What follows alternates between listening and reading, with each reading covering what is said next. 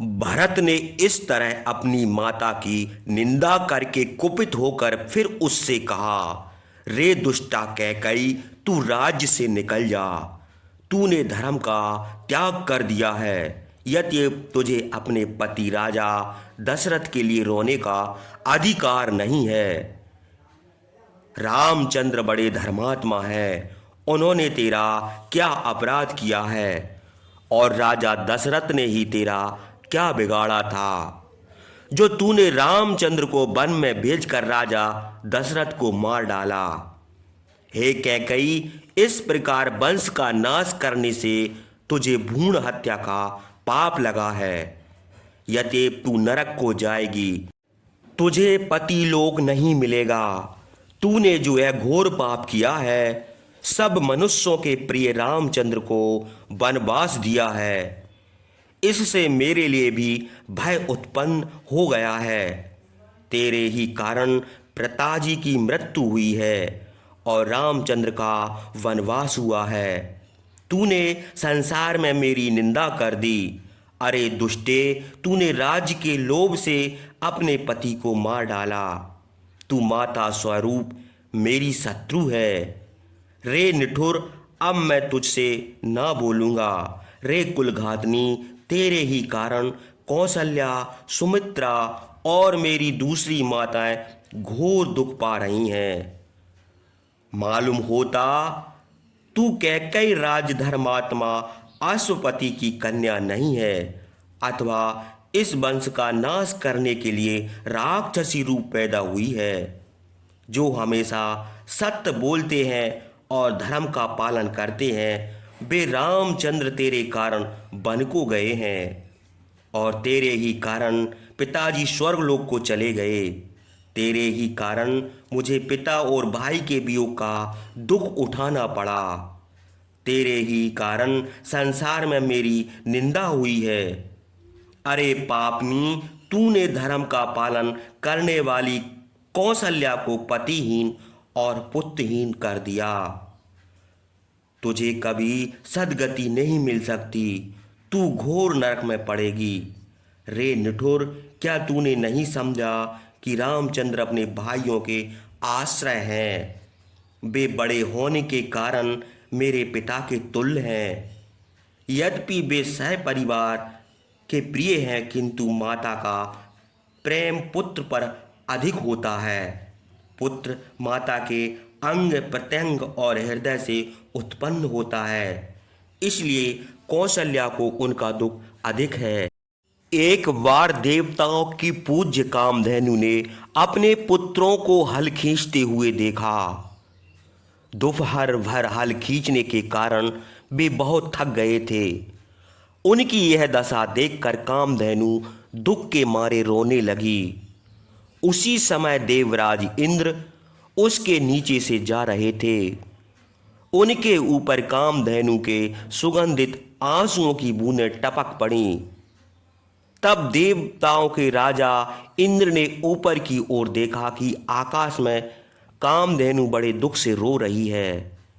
यह सुनी कामधेनु को शोक से पीड़ित देखकर इंद्र ने हाथ जोड़कर उससे पूछा, हे सर्वहितेशिनी, तुम शोक क्यों कर रही हो?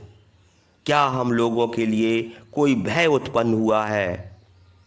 देवराज के पूछने पर बोलने में चतुर कामधेनु ने धैर्य के साथ उत्तर दिया, हे देवराज, तुम्हारे लिए कोई अमंगल नहीं है, कहीं कोई भय नहीं है। मैं केवल अपने दो पुत्रों को दुर्बल, दुखित और धूप में तपते हुए देखकर दुखी हो रही हूँ।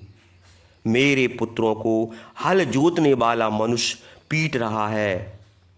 वे भार से पीड़ित और दुखी हो रहे हैं। यह मेरे गर्भ से उत्पन्न हुए थे।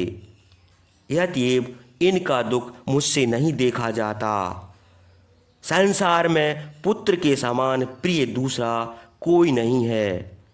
जिस कामधेनु के हजारों पुत्र हैं, उसे अपने दो पुत्रों के दुख से रोते देखकर इंद्र ने अपने मन में विचार किया कि पुत्र से बढ़कर संसार में कोई प्रिय नहीं है। जो कामधेनु सब लोगों की रक्षा के लिए सब प्राणियों के साथ एक सा बर्ताव करती है, जिसके चरित्र की समानता किसी के चरित्र नहीं कर सकते, और जो अत्यंत गुणवती, उसने सब हजारों पुत्रों की माता होने पर भी दो पुत्रों को दुखित देखकर शोक किया। तब एकमात्र पुत्र की माता कौशल्या अपने पुत्र के वियोग में किस तरह जी सकेगी। तुमने जो एक पुत्र की माता साध्वी कौशल्या को पुत्र के वियोग से दुख कर दिया, इसलिए तुमको इस लोक और परलोक में अवश्य दुख उठाना पड़ेगा। मैं पूज्य पिता और भाई का सम्मान करके तुम्हारे द्वारा लगे हुए कलंक को दूर करके यश बढ़ाऊंगा, इसमें कोई संदेह नहीं है। मैं महाबली महाबाहु रामचंद्र को यहाँ ले आऊँगा और स्वयं मुनियों से सेवित वन को चला जाऊँगा। रे पापनी, तूने जो पाप किया है उसे मैं किसी तरह भी नहीं सह सकता।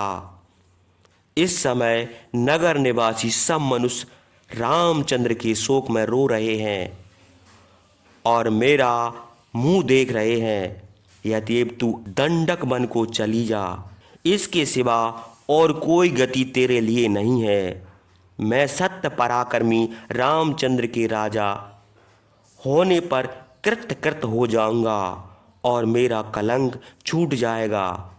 भरत इस प्रकार विलाप करते करते तोमर और अंकुश से घायल हाथी के समान सांप की तरह सांस छोड़ते हुए पृथ्वी पर गिर पड़े। उनकी आंखें लाल हो गईं। वे उसी प्रकार पृथ्वी पर गिरे जैसे उत्सव के अंत में इंद्र की ध्वजा गिरती है। बहुत देर बाद जब पराक्रमी भरत को होश आया, तब वे उठकर बैठ गए और आंखों में आंसू भरकर कैकेयी की ओर देखने लगे। भरत की यह दशा देखकर कैकेयी भी दुखी हो गई। वे अपनी माता की निंदा करते हुए मंत्रियों से कहने लगे, मैं राज करना नहीं चाहता।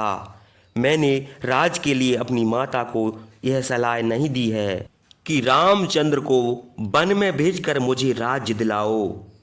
राजा दशरथ ने रामचंद्र को जो राज देने का विचार किया था वह भी मुझे नहीं मालूम था।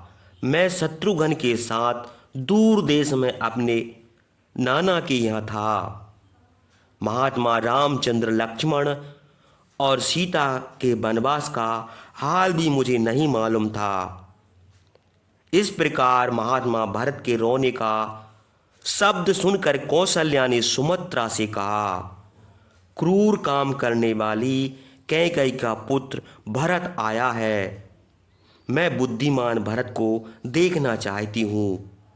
सुमित्रा से यह कहकर रामचंद्र के शोक से उदास, दुबली और मैले कपड़े पहने हुए कौशल्या भरत के पास चली।